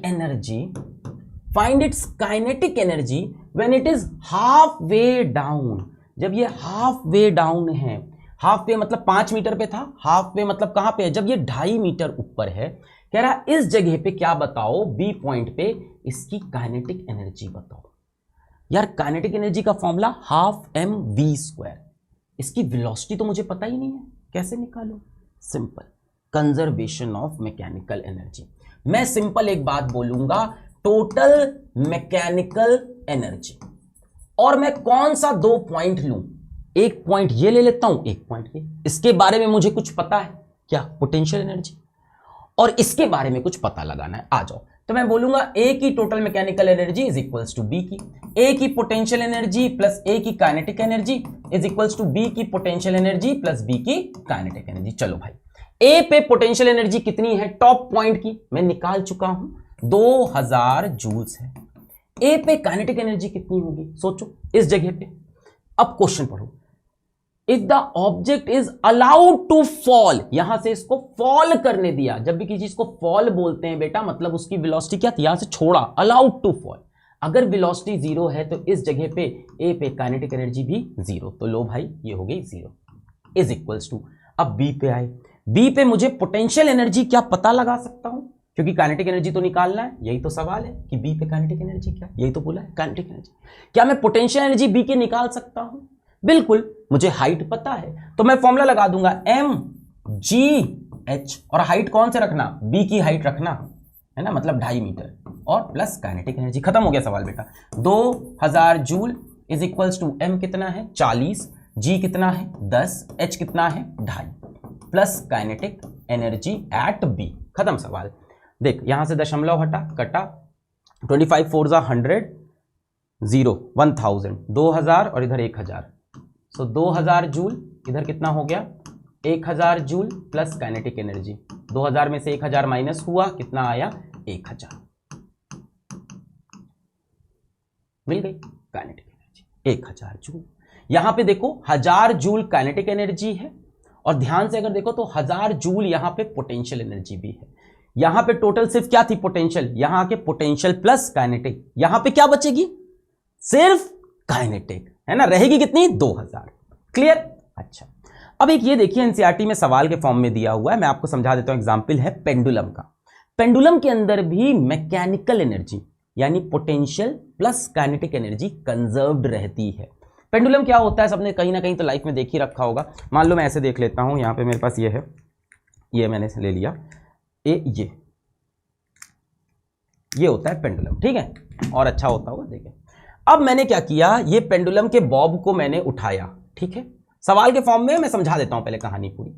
मैंने पेंडुलम के बॉब को उठाया और यहां पे लेके आया सबसे मैक्सिमम पोजीशन पे। इसे हम कहते हैं हाईएस्ट पॉइंट। यहां पे इसकी हाइट सबसे ज्यादा है। अगर ये हाइट सबसे ज्यादा है तो क्या यहां पे इसकी पोटेंशियल एनर्जी मैक्सिमम होगी? बिल्कुल। तो यहां पे मैक्सिमम पोटेंशियल एनर्जी, यहीं से मैं इसको छोड़ूंगा, और जैसे ही छोड़ूंगा, अगर मैं इसको यहां से बेटा छोड़ने वाला हूं अगर मैं इसे यहां से लीव करने वाला हूं तो यहां पे इसकी वेलोसिटी क्या होगी, जीरो, यहीं से छोड़ा, तो यहां पे काइनेटिक एनर्जी क्या होगी, जीरो। तो इस पॉइंट पे पोटेंशियल एनर्जी मैक्सिमम होगी, काइनेटिक एनर्जी जीरो। भाई हाइट पे पकड़ा हुआ है, वेलोसिटी तो जीरो है, पर सबसे ज्यादा हाइट पे है इस टाइम, तो पोटेंशियल एनर्जी मैक्सिमम। जैसे ही मैं छोड़ूंगा बेटा, इसकी हाइट कम होती जाएगी, पोटेंशियल एनर्जी कम होती जाएगी और इसकी स्पीड बढ़ती जाएगी, काइनेटिक एनर्जी बढ़ती जाएगी, इस पॉइंट पे आए। आप जब इस पॉइंट पे आओगे, जिसको मैंने बोला लोएस्ट पॉइंट बोला, यहां पे बेटा इसकी हाइट क्या होगी, लगभग इसकी हाइट यहां पे कितनी हो गई, जीरो हो जाएगी। अगर हाइट जीरो हो गई तो क्या इस पॉइंट पे जीरो पोटेंशियल एनर्जी होगी, हाँ जीरो, एक्चुअली मिनिमम होती है आपके सिलेबस में जीरो पोटेंशियल एनर्जी। और जब यहां से ये गिर रहा था, इसकी हाइट कम हो रही थी, स्पीड बढ़ती जाती, स्पीड बढ़ती जा रही थी, काइनेटिक एनर्जी बढ़ती जा रही थी, यहां पे इसकी स्पीड सबसे ज्यादा है, यानी काइनेटिक एनर्जी क्या है, मैक्सिमम। तो आप ध्यान से देखो, इस पॉइंट पे क्या थी इसके पास, पोटेंशियल एनर्जी, काइनेटिक एनर्जी बिल्कुल नहीं थी। इस पॉइंट पे अब पोटेंशियल एनर्जी क्या हो गई, जीरो, और इसके पास स्पीड बहुत है, तो इस टाइम क्या होगी इसके पास, मैक्सिमम काइनेटिक एनर्जी। अब बेटा स्पीड इतनी ज्यादा है, रुक तो पाएगा नहीं, यहां से आया ऐसा तो नहीं रुकेगा, आगे निकल गया। जैसे ही आगे निकला बेटा, अब ये ऊपर जाने लगा, ग्रेविटी इसको नीचे खींच रही थी, अब ये ऊपर जा रहा है, इसकी स्पीड कम होती जा रही, काइनेटिक एनर्जी कम हो रही है, हाइट बढ़ रही है, पोटेंशियल एनर्जी बढ़ रही है, काइनेटिक एनर्जी। यहां पे जैसे ही पहुंचा बेटा, फिर जाके ये स्टॉप करेगा, स्टॉप किया तो इसकी स्पीड जीरो हो गई, यानी इस जगह पे आके फिर से काइनेटिक एनर्जी जीरो हो गई और पोटेंशियल एनर्जी फिर से क्या हो जाएगी बेटा, मैक्सिमम हो जाएगी। तो यहां पे पोटेंशियल एनर्जी मैक्सिमम, यहां पे आके काइनेटिक एनर्जी मैक्सिमम, फिर यहां पे आके फिर से मैक्सिमम पोटेंशियल एनर्जी। क्लियर, यहां पे पोटेंशियल एनर्जी है, यहां नीचे गई, हाइट कम हुई, पोटेंशियल एनर्जी कम हुई, स्पीड बढ़ी, काइनेटिक एनर्जी बढ़ी, यहां पे height zero, potential energy zero, kinetic energy maximum, फिर आगे चला, स्पीड कम हो रही है, काइनेटिक एनर्जी कम हो रही है, हाइट बढ़ रही है, पोटेंशियल एनर्जी बढ़ रही है, पोटेंशियल एनर्जी मैक्सिमम। तो ये पूरा कंजर्वेशन ऑफ एनर्जी है पेंडुलम के केस में। यहां पे पूरी कहानी लिखी हुई है, इसको आप एक बार पढ़ सकते हैं। इसमें एक सवाल आ रहा है कि ये पेंडुलम रुक क्यों जाता है। कुछ टाइम बाद अगर आप किसी चीज को भी हवा में हिला के छोड़ोगे तो कुछ टाइम बाद क्या होता है, रुक जाता है। छोड़ा, देखो रुक गया। तो ये रुक क्यों गया, एनर्जी तो कंजर्व रहनी चाहिए थी, ये तो अगेंस्ट हो गया कंजर्वेशन ऑफ एनर्जी के। नहीं भाई, अगल बगल हवा है, एयर का रेजिस्टेंस है, तो ये हवा के मॉलिक्यूल से लड़ रहा है तो उनको हीट दे रहा है, लड़ रहा है तो साउंड हो रहा है। जिस जगह से ये लटका हुआ है, इस जगह पे लगातार फ्रिक्शन हो रहा है, घिस रहा है, तो फ्रिक्शन की वजह से हीट हो रही है, तो उसमें भी एनर्जी जा रही है, इसलिए रुक जाता है। अगर आइडियल वर्ल्ड होता, यहां पे कोई फ्रिक्शन ना होता, वैक्यूम होता, तो ये सदा सदा के लिए ऑसिलेशन करता रहता। The pendulum eventually comes to rest because its mechanical energy is converted slowly as heat and sound, mainly due to air resistance and friction at the pivot. ये रहा इसका pivot. Clear हो गया? This is not violation of conservation of energy. Against नहीं है उसके. Energy is not destroyed. It is converted. किसमें? Air की मॉलिक्यूल को मार रहा है, उनको हीट कर रहा है, ऊपर से चें चें चें चें साउंड, तो साउंड एनर्जी बन रही है। क्लियर? चलो भाई, नेक्स्ट टॉपिक और लास्ट टॉपिक आ गया पावर। पावर क्या होता है बेटा, पावर होता है रेट ऑफ डूइंग वर्क, जिस रेट से आप काम कर रहे हो या जिस रेट से एनर्जी यूटिलाइज हो रही है। रेट ऑफ डूइंग वर्क और rate of transfer of energy, जिस रेट से एनर्जी निकल रही है या जिस रेट से आप काम कर रहे हो। रेट का मतलब क्या होता है, सिंपल, पावर का फॉर्मूला क्या है, work upon time, work done in unit time, work done को टाइम से डिवाइड कर दो। कई बार बेटा पावर का एक फॉर्मूला और आपको याद रखना है, power is equals to energy upon time. तो या तो एनर्जी अपॉन टाइम हो या तो पावर का फॉर्मूला क्या है, वर्क अपॉन टाइम होता है। अब पावर की यूनिट क्या होती है, ऊपर वर्क है, वर्क किस में होगा, जूल्स में, नीचे टाइम है, टाइम किस में होगा, सेकेंड्स में। तो पावर की यूनिट हो गई जूल पर सेकेंड। ठीक है, इस जूल पर सेकेंड को हम क्या बोलते हैं, वाट बोलते हैं, वाट लगा दी। देख, power is equals to work done per unit time, work को टाइम से डिवाइड कर दो। वर्क की यूनिट क्या है बेटा, जूल्स, टाइम की यूनिट क्या है, सेकंड। तो इस जूल पर सेकंड का एक नाम रखा गया वाट, वाट लगा डाला, वाट लगा डाला, वाट, और रिप्रेजेंट करते हैं कैपिटल W से। ये हो गई पावर की unit. SI unit of power is what और जूल्स पर सेकंड। एक बड़ी यूनिट भी होती है किलोवाट, 1 किलोवाट में कितने वाट, 1000 वाट होते हैं। कई बार हमसे एवरेज पावर मांग लेता है, कुछ नहीं है, total energy consume upon total time taken. भाई पावर क्या है, एनर्जी अपॉन टाइम। एवरेज जब बोलते जैसे हमने वो देखा था, एवरेज स्पीड क्या था, total distance upon total time. Average velocity total displacement upon total time. वैसे ही average power total energy consumed upon total time taken. ठीक है, इसकी यूनिट याद रखना वाट होती है, वर्क अपॉन टाइम। एनसीईआरटी का एकदम लल्लू सवाल, a lamp consumes 1000 joules of electric energy in 10 second, what is its power. इसकी पावर पूछी है, तो power is equals to energy consumed upon time. या तो एनर्जी अपॉन टाइम ले लो या वर्क अपॉन टाइम ले लो, दोनों ही सही है जो तुम्हें क्वेश्चन में दिया हो। एनर्जी कितनी दी है, 1000 जूल। टाइम कितना दिया है, 10 सेकेंड। ये कट गया, कितना आया, 100 जूल पर सेकेंड। जूल पर सेकेंड को ही क्या बोलते हैं, वाट बोलते हैं। तो 100 watt is the answer, option B is correct. बोलो आ गया सभी को, चलो आगे बढ़ते हैं। अब ये देखिए दो लड़कियों की कहानी है। ये दोनों लड़कियां क्या कर रही हैं, एनसीईआरटी का सवाल है ये भी। दोनों लड़कियां क्या कर रही हैं, 2 girls each of weight 400 newton climbs up a rope through a height of 8 meter. Rope की हाइट कितनी है, 8 meter. We name one of the girls A and B. तो ए क्या कर रही है, 20 सेकंड में चढ़ जा रही है। बी क्या कर रही है, 50 सेकंड में। थोड़ी ज्यादा यंग है, ये थोड़ा एज हो गया है तो इनको समय लग रहा है 50 सेकंड। क्या पूछा है, what is the power expanded by each girl. दोनों गर्ल्स के लिए पावर पूछी है। तो यहां पे मैं लिख लेता हूं गर्ल ए, यहां पे लिख लेता हूं मैं गर्ल बी। बेटा पावर का फॉर्मूला क्या है, simple, work done upon time. यहां पे भी क्या लगेगा, वर्क डन अपॉन टाइम। अच्छा, कितना वर्क किया, ध्यान से देखो तो एक चीज बोली है, दोनों का वेट 400 न्यूटन है। तो बेटा वेट किधर लगता है, इंसान का वेट नीचे की तरफ, इनका भी वेट नीचे की तरफ लगेगा। अगर इनको ऊपर जाना है तो इतनी ही फोर्स इनको ऊपर लगानी पड़ेगी, यस और नो। वेट किधर लगता है, डाउनवर्ड्स। अगर आपको ऊपर जाना है तो इतनी ही फोर्स आपको ऊपर लगानी पड़ेगी। अपने वेट को ही तो आपको ऊपर उठाना है, आपका वेट नीचे गिरा जा रहा है। जब आप इसे रस्सी चढ़ते हो तो अपने वेट के खिलाफ ही तो फोर्स लगा रहे हो, ये मैं अपना वेट उठाएगा, मैं अपना वेट। तो इसको ऊपर की तरफ कितनी फोर्स लगानी होगी, अपनी वेट के बराबर। इसको भी कितनी फोर्स लगानी होगी, अपने वेट के बराबर। अगर मैं पूछूं वर्क डन क्या होगा, तो वर्क डन क्या होता है, force into displacement.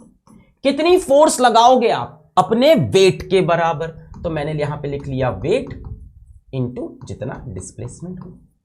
Actually wait से थोड़ी सी ज्यादा लगानी होगी। आप नीचे क्यों गिर रहे हो, अपने वेट की वजह से। अगर वेट के बराबर की फोर्स में लगाऊं तो मैं ऊपर चला जाऊंगा। तो ऊपर की तरफ फोर्स लग रही है और मैं चढ़ भी ऊपर की तरफ रहा हूं। कितना चढ़ रहा हूं, 8 मीटर ऊपर की तरफ। तो मेरी डिस्टेंस कितना हो गया, 8 मीटर। दोनों का वेट सेम है तो दोनों के लिए 400 न्यूटन। दोनों का हाइट भी सेम है तो 8 मीटर। तो 8 4 32 0 0, ये हो गया जूल्स में वर्क डन। दोनों का सेम वर्क आएगा, क्यों, क्योंकि दोनों की फोर्स भी सेम है, दोनों का डिस्प्लेसमेंट, दोनों 8-8 मीटर ऊपर चढ़ रही हैं। वर्क कितना हो गया, 3200। ए ने कितना टाइम लिया, 20 सेकेंड्स। तो ये 0 0 कट गया, कितना आ गया, 160 वाट। बी की बात करें, बी ने कितना वर्क किया, सेम 3200। और यहां पे टाइम कितना लिया, 50 सेकेंड। कट गया, कितना होगा, 5 6 30 20, 5 4 20, 64 वाट। तो ये दोनों की पावर आपको मिल गई, क्लियर। नेक्स्ट हमें देखना है इलेक्ट्रिकल एनर्जी की एक स्पेशल यूनिट। देखो एनर्जी की यूनिट जूल्स होती है, पोटेंशियल एनर्जी हो, काइनेटिक एनर्जी हो, कोई भी एनर्जी हो, उसकी एसआई यूनिट जूल्स होती है। पर इलेक्ट्रिकल एनर्जी की एक स्पेशल यूनिट और है, kWh। अब ये क्या होता है वो समझते हैं। क्या पावर को एनर्जी अपॉन टाइम लिख सकते हैं, बिल्कुल। पावर क्या है, वर्क अपॉन टाइम या एनर्जी अपॉन टाइम लिख सकते हैं, ठीक। यहां से क्या एनर्जी का फॉर्मूला पावर इंटू टाइम बन जाएगा। Energy is equals to power into time बन जाएगा, ठीक है। पावर किस में मेजर होती है, वाट में मेजर होती है। अगर मैं पावर को किलो वाट में मेजर करूं, किस में मेजर करूं, किलो वाट में मेजर करूं, और अगर मैं टाइम को आर में मेजर करूं तो मेरी मर्जी, मैं डिफरेंट यूनिट में मेजर कर रहा हूं। अच्छा, किलो वाट को क्या मैं kW लिख सकता हूं, आर को क्या मैं H लिख सकता हूं। क्या एनर्जी की यूनिट कुछ नई बन गई, किलो वाट आर। अब कहोगे सर ये सब क्यों बना रहे हैं, मैं बताता हूं। आपके घर में जो मीटर लगा है वो क्या मेजर करता है, करंट मेजर करता है, वोल्टेज मेजर करता है, या एनर्जी। एनर्जी मेजर होती है बेटा कि आपका घर कितनी इलेक्ट्रिक एनर्जी यूज कर रहा है। जब आपका इलेक्ट्रिक मीटर आप देखते हो, पुक पुक पुक पुक पुक पुक पुक पुक पुक, एक रीडिंग ऊपर गई, पुक पुक पुक पुक पुक पुक पुक, एक रीडिंग ऊपर गई। ये जो एक यूनिट होती है ना, ये क्या होती है? kWh, kilowatt hour. जब आपके घर में 1 किलोवाट आवर एनर्जी यूज होती है तब मीटर की रीडिंग एक ऊपर चली जाती है। यहां साइड से नहीं होता है लास्ट वाला, ये जो लास्ट वाला है इसकी एक रीडिंग ऊपर होती है जब आप घर में कितना यूज करते हो? 1 किलोवाट आवर की एनर्जी आप जब यूज करते हो।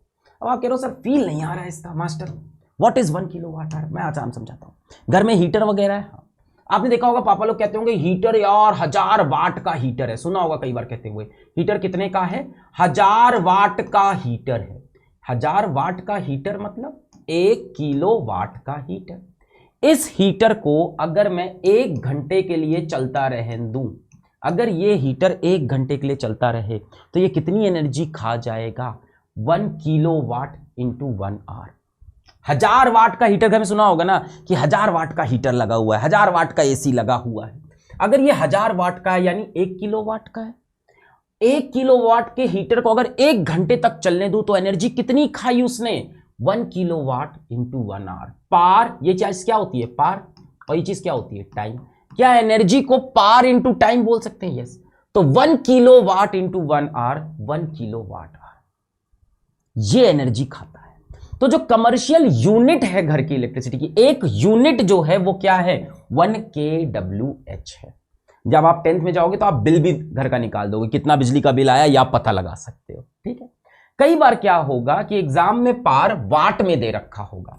अगर वाट में दे रखा हो तो उसको आप 1000 से डिवाइड कर देना, किसमें हो जाएगा? किलो वाट में। ये सब करते हैं सिर्फ इलेक्ट्रिक एनर्जी में। एसआई यूनिट ऑफ एनर्जी क्या है? जूल्स है। इलेक्ट्रिक एनर्जी की भी एसआई यूनिट क्या है? जूल्स ही है। इसकी एक स्पेशल यूनिट बनी kWh, किलोवाट आवर।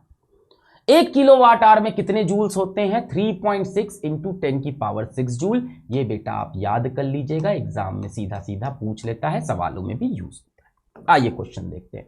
एनसीईआरटी का सवाल है, an electric heater is rated 1500 watt. 1500 watt यानी मुझे हीटर की पावर पता है। How much energy does it use in 10 hours? Time दे दिया मुझे 10 आवर का। पूछ रहा है कितनी एनर्जी कंज्यूम होगी। पावर का फॉर्मूला क्या होता है? एनर्जी अपॉन टाइम होता है। एकदम सही। मुझसे क्या मांगा है? एनर्जी मांगा है। क्या एनर्जी को मैं पावर इंटू टाइम लिख दूं? सही होगा, पावर इंटू टाइम। पावर को किस में रखूं मैं? किलो वाट में, क्योंकि यहां पे इलेक्ट्रिसिटी की तो बात हो रही है, हीटर वगैरह की। और टाइम को मुझे किस में रखना होगा? आर में रखना होगा।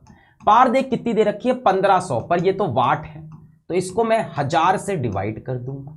टाइम कितना दे रखा है? 10 आवर दे रखा है। लो खत्म हो गया, 0000 कैंसिल, 1010 कैंसिल, 15 किलोवाट आवर यानी 15 यूनिट मीटर आगे बढ़ेगा। अगला सवाल देखिए एनसीईआरटी का।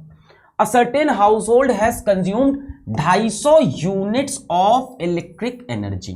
250 यूनिट्स ऑफ एनर्जी एक घर ने यूज की ड्यूरिंग अ मंथ। एक महीने में कितनी यूनिट यूज हुई? 250। How much energy is this in joule? पूछ रहा है जूल्स में कितनी हुई।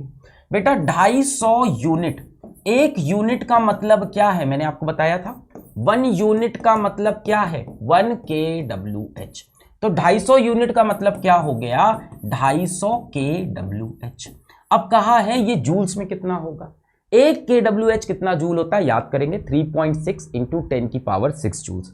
तो 250 मल्टीप्लाइड बाई 3.6 इंटू 10⁻⁶ जूल्स। तो आप आंसर निकाल लीजिएगा, कुछ 9 इंटू 10⁸ जूल्स करके आंसर आएगा, आप कैलकुलेट कर लीजिएगा।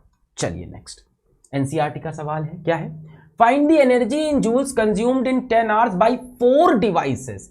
4 डिवाइसेस है, 1 2 3 4, ऑफ पावर 500 वॉट ईच। इसकी पावर भी 500, इसकी भी 500, इसकी भी 500, इसकी भी 500। और ये 4 डिवाइस कितने टाइम के लिए चली है? 10 घंटे के लिए चली है। हमसे क्या पूछा है? Find the energy in joules पूछी है। अच्छा भाई कोई बात नहीं, पहले kWh में निकाल लेंगे, जूल्स में कन्वर्ट कर लेंगे। एक काम करते हैं, एक डिवाइस की बात करते हैं, पहले 1 डिवाइस की बात करते हैं। एक डिवाइस की बात करूं, क्या मांगा है मुझसे? एनर्जी मांगा है। क्या मैं एनर्जी को पार इंटू टाइम लिख सकता हूं, बिल्कुल लिख सकता हूं, बशर्ते पार किसमें रखूं मैं, किलोवाट में, और टाइम किसमें रखूं, आवर्स में। पार कितनी है, एक एक की 500 वाट है, तो बेटा इसे मुझे चेंज करना पड़ेगा, तो 500 डिवाइड बाई 1000 कर दूंगा। टाइम किसमें दिया है, आवर्स में दिया है, तो 10 आवर्स रख दिया। 00 कैंसिल, इससे ये कैंसिल, कितना आ गया 5, क्या, किलोवाट आवर। तो एक डिवाइस कितनी एनर्जी ले रहा है, 5 किलोवाट आवर। तो 4 डिवाइस कितनी लेंगे, यूनिटरी मेथड, अगर एक डिवाइस 5 ले रहा है तो 4 कितनी लेंगे, 4 मल्टीप्लाइड बाई 5 किलोवाट आवर। एक ने 5 ली तो 4 ने कितनी ली, इसकी 4 गुना, 20 किलोवाट आवर। पर ये कह रहे हैं हमें एनर्जी जूल्स में बताओ, तो 1 किलोवाट आवर इज 3.6 इंटू 10 की पावर 6 जूल। कैलकुलेट कर लीजिएगा जो भी आंसर है। यहां पे बेटा ये चैप्टर होता है समाप्त। पिछले लेक्चर के सही आंसर किसने किसने दिए हैं, मिस्टर आदित्य ने दिए हैं, कार्बन 24 ग्राम, ऑक्सीजन 64 ग्राम, ऋषभ तिवारी ने दिए हैं, आयुष मौर्य ने दिए हैं, ईशान स्टडी ने दिए हैं, शिवान स्केचेस ने दिए हैं, आशीष दुबे ने दिए हैं, शुभम सिन्हा ने दिए हैं, नीलम सिंह ने दिए हैं, संजीव खातून ने दिए हैं, मुंताजिर मेहदीन मुझ ने दिए हैं, चांदनी तिवारी ने दिए हैं। तो सभी को बहुत बहुत कांग्रेचुलेशन, जिनका नाम नहीं भी आया उनको भी कांग्रेचुलेशन, क्योंकि बहुत सारे बच्चों ने एटम्स एंड मॉलिक्यूल्स में सही आंसर दिया था। देखते हैं आज के लेक्चर में कौन सही आंसर देता है। पढ़ाई करते रहे, ऑल द वेरी बेस्ट।